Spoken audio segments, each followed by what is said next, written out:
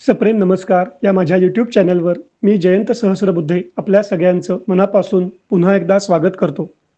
मंडळी, आपल्या हातून मोठ्या आणि चांगल्या गोष्टी घडायच्या असतील तर त्याला टीम वर्कची गरज असते। 27 आणि 28 सप्टेंबर 2025 रोजी सप्रेम नमस्कार आणि मल्टिपल इंटेलिजन्स रिसर्च अकॅडमी यांच्या संयुक्त विद्यमाने पुण्यातील भुगाव येथील सहजीवन या वृद्धाश्रमाला भेट देऊन त्यातील काही ज्येष्ठ नागरिकांसोबत आणि तिथल्या स्टाफसोबत अमूल्य वेळ घालवण्याची संधी आम्हाला मिळाली। कधीही सुट्टीचे दिवस म्हणले की आपण फॅमिलीबरोबर निसर्गरम्य अशा ठिकाणी रिसॉर्टवर जाऊन राहण्याचा विचार करतो, पण असा एखाद दुसरा दिवस अनाथाश्रम, वृद्धाश्रम किंवा अंधशाळा येथे कायमस्वरूपी राहणाऱ्या व्यक्तींबरोबर आपण वेळ घालवावा, त्यांच्याबरोबर संवाद साधावा आणि आपल्या भेटीच्या चांगल्या आठवणी त्यांच्या मनामध्ये रेंगाळत राहतील असं काही करावं याचा विचार कधी केलाय? हो, असा विचार आम्ही केला आणि त्यासाठी मीरा या संस्थेच्या पद्मिनी पानसे आणि त्यांची टीम यांच्याबरोबर जाऊन आधी सहजीवन वृद्धाश्रमाचे संस्थापक डॉक्टर दिलीप देवधर यांची रीतसर परवानगी घेतली। येथे राहणाऱ्या ज्येष्ठ नागरिकांना कॅनव्हासवर मनसोक्त रंग उधळता यावेत, तिथला स्टाफ करीत असलेल्या कामाची नोंद घेऊन त्यांचा सत्कार करावा आणि आजी आजोबांनी कॅनव्हासवर उतरवलेले रंग त्याची फ्रेम करून त्यांच्या प्रत्येकाच्या रूममध्ये ती भिंतीवर लावावी अशा प्रकारचे नियोजन केले गेले। पद्मिनी पानसे यांच्या कॅफेमध्ये सगळ्या व्हॉलेंटियर्सनी आठवडाभर आधी सलग 2 दिवस स्वतः कॅनव्हासवर रंग भरण्याचा सराव केला आणि प्रत्यक्ष 27 आणि 28 सप्टेंबर रोजी या सगळ्या कामाला मूर्तरूप देण्यात आले। या संदर्भातला हा व्हिडिओ आपण आवर्जून पाहावा अशी माझी इच्छा आहे। धन्यवाद।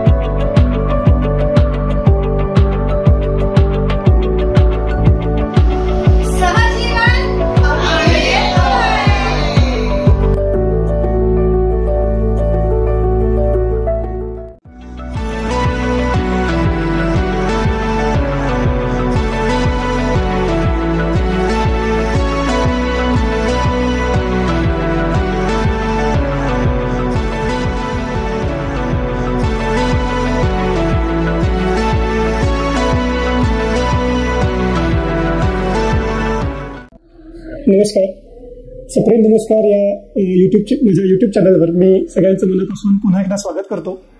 आज आपण सहजीवन नावाच्या वृद्धाश्रमात भेट देण्याकरता आलोय आणि या संस्थेचे संस्थापक डॉक्टर दिलीप देवधर यांच्याकडून आपण या सगळ्या वृद्धाश्रमाची आणि त्यांच्या कार्याची माहिती घेणार आहोत। डॉक्टर दिलीप देवधर हे स्वतः फॅमिली डॉक्टर म्हणून गेली 51 वर्ष कार्यरत आहेत आणि फक्त आपली स्वतःची प्रॅक्टिस चालू न ठेवता ती सांभाळत त्यांनी वृद्धाश्रम चालू करण्यासारखी इतकी मोठी गोष्ट आणि ती सांभाळण्या एवढी मोठी गोष्ट ही केली आहे। आज त्यांच्या कार्याविषयी आपण त्यांच्याचकडून जाणून घेऊया। सगळे डिटेल्स आपण त्यांच्याकडून घेऊ जेणेकरून त्या माहिती देण्यामध्ये काही चुकायला नको। नमस्कार सर। धन्यवाद। एकतर तुम्ही डॉक्टर म्हणून प्रॅक्टिस कधी सुरू केलीत अशी आम्हाला जाणून घ्यायला आवडेल आणि मग वृद्धाश्रम सुरू करायचं आपल्या मनात कधी आलं आणि तो प्रवासाविषयी थोडंसं सांगा।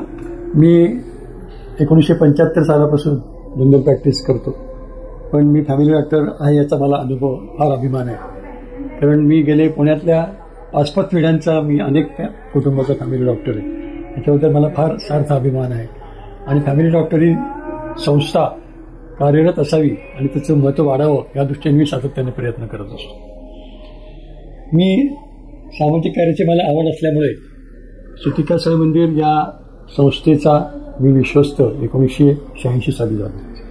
सुतिका साई मंदिर ही संस्था लक्ष्मी रोडला, म्हणजे आम्हाला अशी ओळख करून द्यायला लागते की आम्ही इतके निस्पृहपणे निस्वार्थीपणे आणि प्रसिद्ध परांगमुखपणे काम करतो की नेपाळी लोक स्वेटर विकायला बसतात त्याच्यासमोर आमची बिल्डिंग आहे असं आम्हाला सांगायला लागतं. तर सुतिका साई मंदिर ही संस्था हे हॉस्पिटल, मॅटर्निटी हॉस्पिटल 1952 सालापासून लक्ष्मी रोडला कार्यरत आहे. मला 1986 सालापासून त्या ट्रस्टचा ट्रस्टी विश्वस्त म्हणून नेमलं गेले. तेव्हापासून मी त्या संस्थेचं आज निस्वार्थीपणे काम बघत आहे. आणि या संस्थेतून मी फॅमिली डॉक्टर असल्यामुळे मला असं जाणवलं की या संस्थेतर्फे वृद्धाश्रम करण्याची आवश्यकता आहे. मी जेव्हा फॅमिली प्रॅक्टिस चालू केली तेव्हा अनेक एकत्र कुटुंब मी पाहिले. अनेक असे होते की पुण्यात एकत्र राहायचे, पण माझ्या देखतच ते कुटुंब विभक्त झालेले मला पाहण्यात आले. आणि मला असं लक्षात आलं की जरा घरात जर वृद्ध माणूस आजारी पडला तर त्यांच्याकडे बघायला घरातल्या कुटुंबाकडे कोणी नाही, माणसं अशी परिस्थिती. आणि त्यानंतर पूर्वी बायका सर्व्हिस करत नव्हत्या, पण घरातल्या बायका सर्व्हिस करायला लागल्यामुळे घरातलं मनुष्यबळ कमी झालं. विमुक्त कुटुंब झालं, अजूनच मनुष्यबळ कमी झालं. आणि वृद्धांना बघायला घरातच आपल्या माणसं नाहीत अशी परिस्थिती निर्माण होती की काय अशी मला जाणीव झाल्यामुळे आपल्या संस्थेतर्फे, या सुतिका साई मंदिर या संस्थेतर्फे सहजीवन नावाचं वृद्धाश्रम चालू करावं असं डोक्यात आलं. आणि नारायणपेठेत पहिला आम्ही 2009 साली वृद्धाश्रम चालू केला. तिथं आम्ही कनिष्ठ मध्यमवर्गीय साठी हा वृद्धाश्रम आहे. अतिशय अल्पदरात आम्ही त्यांची सेवा करतो. आज तिथं 25च्याहून अधिक बायका राहतात. पण तिथे आम्ही डॉर्मेटरी सेवा देतो. स्पेशल रूम किंवा अशी प्रशस्त जागा नाही आहे. तर थोड्याशा उच्च मध्यमवर्गीय लोकांसाठी एक वृद्धाश्रम असावा आणि त्याच्या पाठीमागे केवळ सामाजिक भाव असावा या दृष्टीने आम्हाला भुगावला वसंतराव थिटेंचा मुलगा किरण थिटे यांची जागा इथं होती, भुगावला होती. अतिशय पडीक जागा होती आणि त्यांना ती जागा वृद्धाश्रमासाठीच द्यायची होती. तर आम्ही ही जागा पाहिली आणि थोडीशी गावाबाहेर असल्यामुळे त्यावेळेला तर 2012 साली आम्ही चालू केली. काही सोयी इथं काही वस्ती नव्हती, रस्ते नव्हते, काहीच नव्हतं. पण मी एक ते धाडस केलं की 2012 साली मी ही जागा विकत घेतली. 2010ला आम्ही घेतली आणि 2-2.5 वर्षात जागा बांधली ही सगळी. आणि 15 ऑगस्ट 2012ला आम्ही रितसर या भुगाव सहयोगांचं उद्घाटन केलं. आणि मला सांगायला आनंद वाटतो की ह्या वृद्धाश्रम चालू करताना आम्ही अतिशय नाविन्यपूर्ण रीतीने ह्या वृद्धाश्रमाचं उद्घाटन केलं होतं की पुण्यातले सर्व दिग्गज जे 90 वर्षावरच्या वरतील लोक आहेत आणि त्याच्या क्षेत्रातले जे थोर आहेत अशा लोकांना आम्ही इथं बोलवलं होतं. आणि दाजीकाका गाडगे, रघुनाथराव चितळे, राघव जाधव साहित्यिक,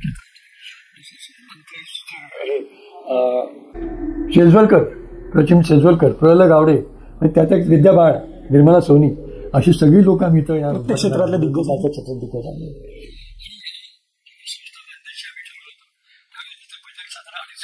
या संस्थेचं होतं की सहजीवन भुगावचं. आमच्याकडे तेवढे पैसे नव्हते आणि तोपर्यंत आम्ही सुतिका साई मंदिर किंवा सहजीवन नागरिकांसाठी डोनेशन घेत नव्हतो. आमच्या स्वयं याच्यातून आम्ही हे सगळं उभं केलेलं होतं. पण असं वाटलं की या 2.5 कोटी आमच्याकडे नव्हते तर आम्ही आता थोडंसं आपण डोनेशन मागावं असं सुरुवात केली. चांगलं काम आहे.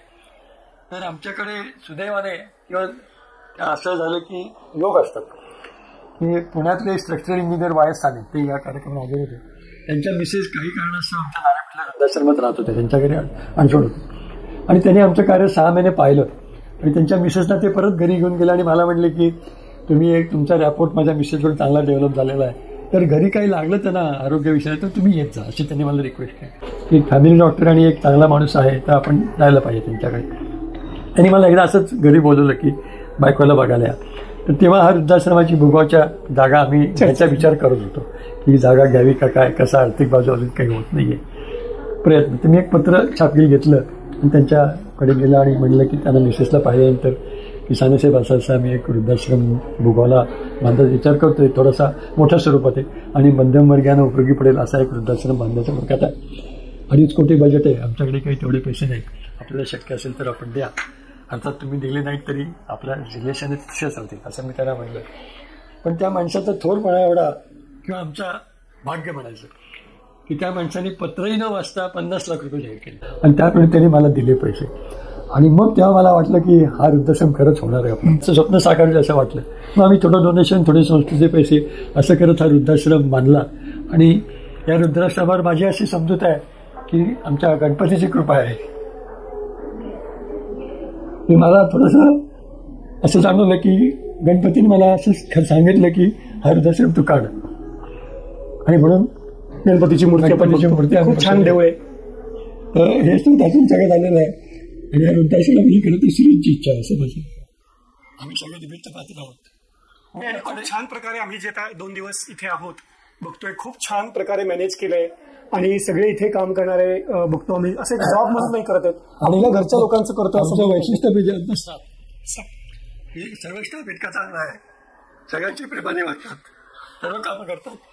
आणि मी नसताना हा वृद्धाश्रम चालू राहतो. हे सर्वात महत्वाचं कारण, त्याचं कारण आहे आमचा स्टाफ आहे. आणि आमचा स्टाफ इतका हे आहे, एक्सपर्ट आहे कामात, की ब्लड प्रेशर बघतात, शुगर बघतात, इंजेक्शन देतात, ऑक्सिजन लावतात.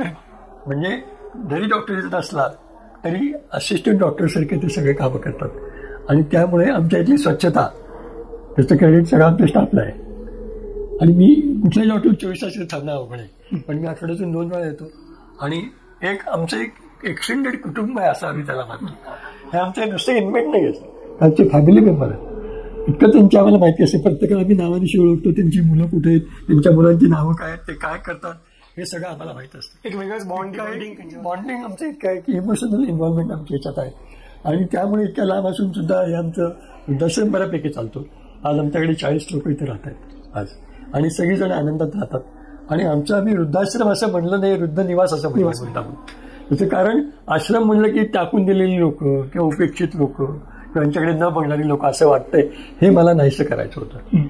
ही कल्पना होती वृद्धाश्रम स्थापन करायची की वृद्धांनी इथं आपला शेवटचा काळ आनंदात घालवला पाहिजे, रडत रडत घालवता कामा नये.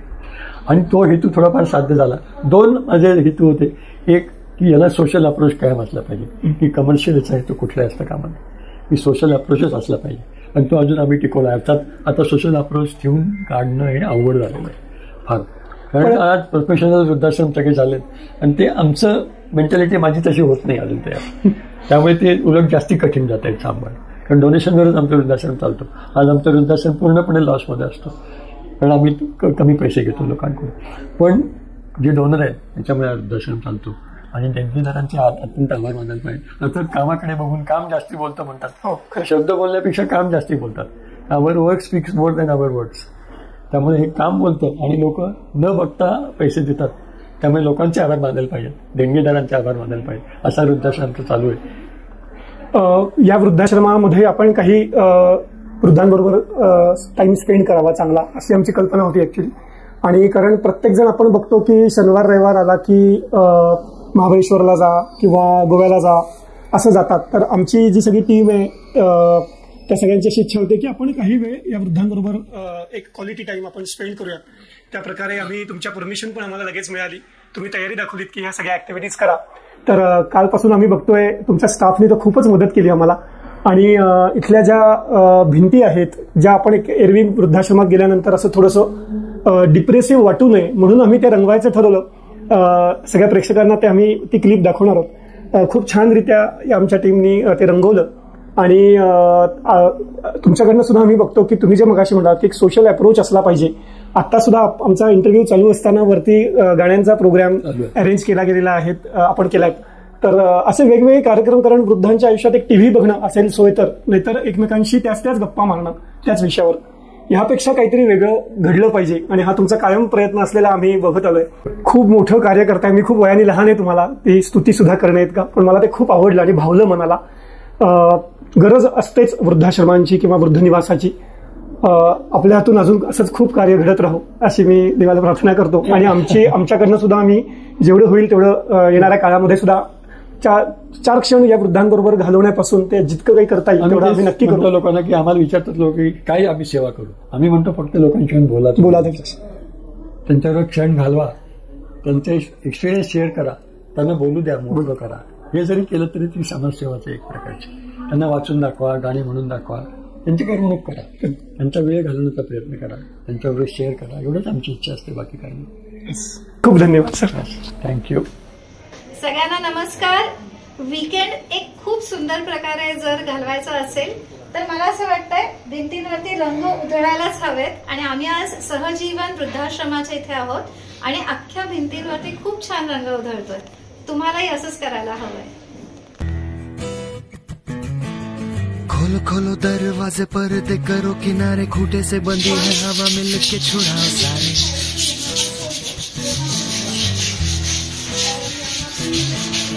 आ जाओ पतंग लेके अपने ही रंग लेके आसमां का शामियाना आज हमें है सजाना.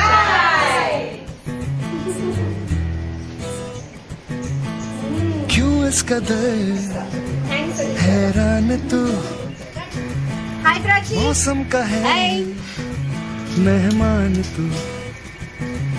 ओ दुनिया सजी हे हाय बेबी. हाय. तेरे लिए खुद को जरा पहचान तू. पायल अमेजिंग. तू धूप है छम से बिखर. Kritika nice flower. तू है नदी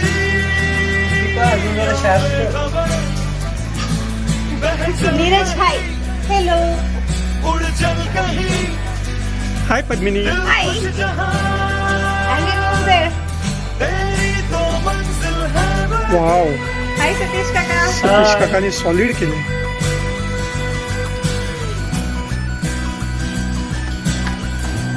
सुजित. हाय. क्यों इस कदर good job. Good job. Amazing. तू मौसम का है. हेलो. नम्रता. Good job. पासी जिंदगी उदासी ताजी जयंत. हंसने हाय. को राजी कर मगर. Amazing team work. Hi guys. Look here. Look here. Hello. जिंदगी तो है बताशा मीठी मीठी सी है आशा. चकले रख ले हथेली से ढक ले से.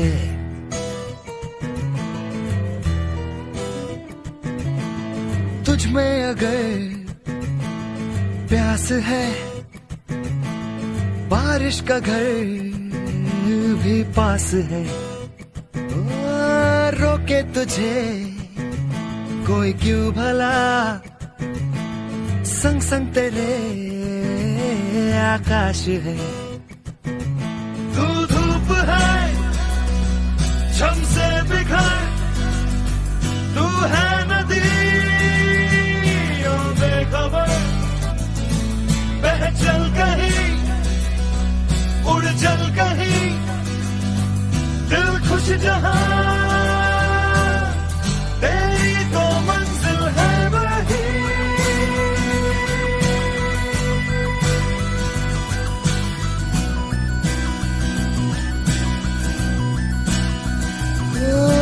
क्यों इस कदर हैरान तू मौसम का है मेहमान तू.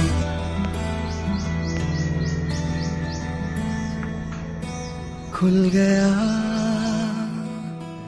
आसमां का रास्ता देखो खुल गया. मिल गया खो गया था जो सितारा. मिल गया मिल गया रोशन हुई. तू है नदी बेखबर. बह चल कहीं उड़ चल कहीं. दिल खुश जहां तेरी तो मंजिल है वही.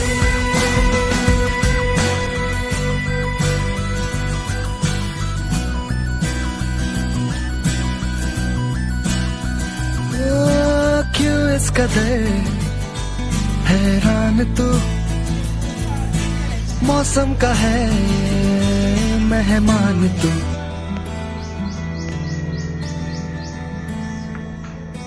खुल गया आसमां का रास्ता देखो खुल गया. मिल गया खो गया था जो सितारा. मिल गया मिल गया